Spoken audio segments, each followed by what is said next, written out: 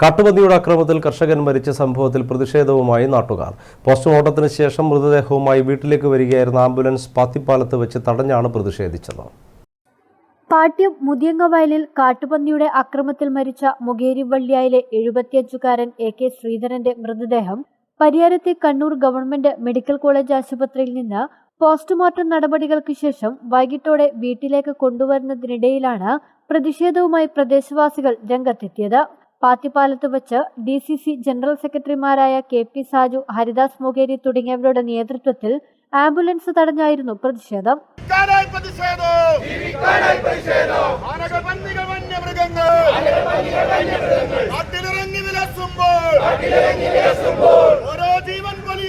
കാട്ടുപന്നിയെ കൊലപ്പെടുത്താൻ licence അനുവദിക്കാമെന്ന് DFO ഉറപ്പു നൽകിയിട്ടുണ്ടെന്ന് പോലീസ് അറിയിച്ചതിനെ തുടർന്നാണ് പ്രതിഷേധം അവസാനിപ്പിച്ചത്. തുടർന്ന് ശ്രീധരന്റെ മൃതദേഹം വീട്ടിലെത്തിച്ചു. തിങ്കളാഴ്ച രാവിലെ 10 മണിയോടെ വീട്ടുവളപ്പിൽ സംസ്കാരം നടക്കും. News bureau, Thalassery.